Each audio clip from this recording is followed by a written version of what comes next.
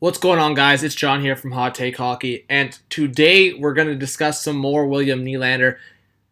November 12th, and we're still talking about it. We're still discussing where this guy is going to go or if he'll stay in Toronto. A lot is being talked about to the fact that the Pastrnak comparable is really not even enough for Toronto to bite, and really isn't enough for Nylander to bite. That really looks like the middle ground, but we're expecting the wait period to be in the last possibly 48 hours before December 1st if this comes down to the wire. But, of course, with William Nylander, we always talk trade scenarios, and lots of analysts have released that, you know what, Dubas is finally looking into considering trades for this guy, looking for teams to express what players are on the table, what players are off the table in a hypothetical trade scenario for William Nylander. So if you guys are new to HTH Hockey, please subscribe to the channel, like the video, and comment your opinions on William Nylander and further content that we do on this channel. So William Nylander, we're going to go through about maybe 5, 6, 7 teams, but I want you guys to get in the comments and see maybe other trade proposals that you would think fit. So we're going to start just right off the bat with a team that's been obvious right into the thick of the William Nylander trade. I don't want to say it's a race at this point because really I think Kyle Dubas is still trying to sign the guy. But the Carolina Hurricanes, I think the Leafs would be interested in getting a guy like Brett Pesce, would be interested in a guy getting like Justin Faulk, but we've talked about it. They're not going to do it straight up. If they would have, it would have been done by now. So in some kind of package that maybe includes bringing both of them back, I don't know if Carolina wants to do that in a sense. Maybe bringing back a young guy like Zykov, or including or packaging a guy like Faulk with a first-round pick. Of course, Nylander's unsigned as an RFA. Faulk's on the last year of his deal. So to me, in a hypothetical trade, both players would have to come with a guarantee of upcoming extensions. So let's move on to the LA Kings. The LA Kings, who are in a really bad spot right now. Rob Blake is looking for a deal from this team.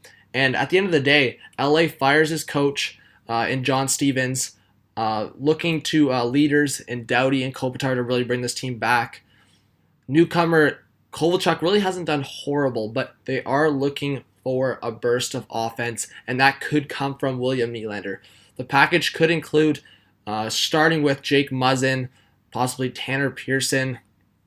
Maybe Toronto looks at Tyler Toffoli. Really, at the end of the day, the Leafs could look at an ideal situation at upgrading their defense while filling in that gap on the right wing or left wing if they do, in fact, get rid of William Nylander.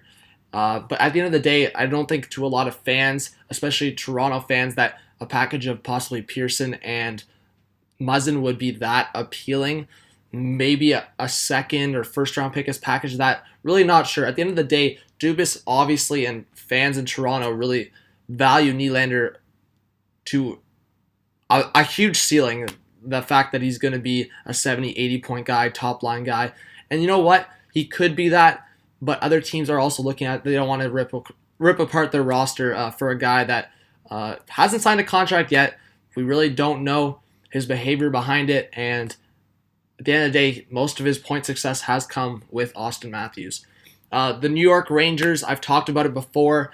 Nylander has ties from his dad playing for the Rangers, having the childhood memories with Henrik Lundqvist.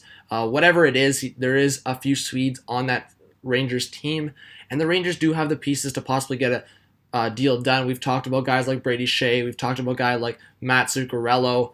The Rangers do have some prospects that possibly would be willing to give up to get a guy in his stature like William Nylander. And at the end of the day, the Rangers are really in a retool mode, so getting Nylander would really just speed up that process in general.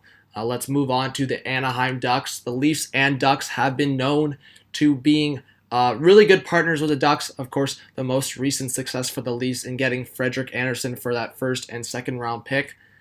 So for Toronto, if they were to look to Anaheim, we're talking about a guy like maybe Hampus Lindholm, package starting with Brandon Montour.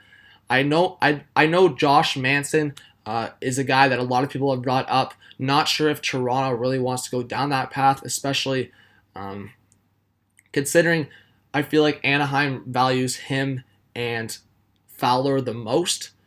So it would maybe not be as much of a return package with them versus maybe starting with Montour. I'm not sure what Toronto would really want to do with Anaheim, but I think Lindholm and Montour would be starting points, and then maybe you look at a young forward like a guy like Andre Kasha, or you include a first-round pick with those guys. Really, it's up in the air. Maybe you bring back Orangeville native, not bring him back, but bring him home in a sense, Nick Ritchie. A lot of it's up in the air, but Anaheim definitely, especially considering Toronto and Anaheim have a history being trade partners, that's definitely an option. And finally, we're going to look at some other Eastern Conference teams that Nylander could look at, and then maybe a few Western Conference. So I would say the Flyers are definitely looking to possibly acquire Nylander. This one is really up in the air, but maybe the Buffalo Sabres try to reunite Alex and William, and maybe at the end of the day get Alex to perform better, because he really hasn't shown his possible true nature in Buffalo. He's really been underperforming and seeing a lot of AHL time where they expected him to be a full-time NHLer at this point. Another team, really, I've talked about it on this channel, but it would be super complicated, and that would be the Columbus Blue Jackets.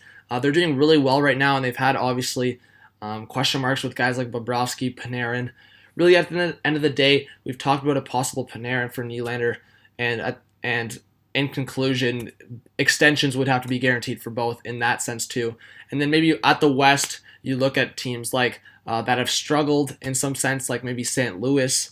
You could bring back guys like Robbie Fabry, Colton Parayko, and start a package in that sense. Or you could look at a team like Dallas, and I've actually had someone comment before, Miro Heiskanen maybe, or start a package with a younger, maybe not proven guy yet, because Dallas is one of those teams that really have the top 3, top 6 forward group cemented. Then they have Klingberg and Lindell, but after that they don't really have huge pieces. So Heiskanen might not be the only guy that really looks to Toronto, but that would have to be a package, of course. No way Toronto does Heiskanen for Nylander, especially considering Heiskanen is unproven and Nylander at least has some production attached to his resume. So that's basically it for this video, guys. I just kind of wanted to lay all this out there for you guys as this Nylander saga possibly comes to a close within the next couple weeks. Obviously, December 1st is that hard deadline. After that, it's either Nylander signed with Toronto, he's traded to another team, or he's not playing for the rest of the year. So thank you guys for watching this video. If you liked it, hit that thumbs up, subscribe to the channel. We're going to be doing a lot of content, from live reactions, street interviews, recaps, play-by-play, topic videos, trade rumors, all of that for you guys here on Hot Take Hockey. So thank you so much. This is John from Hot Take Hockey. Peace out.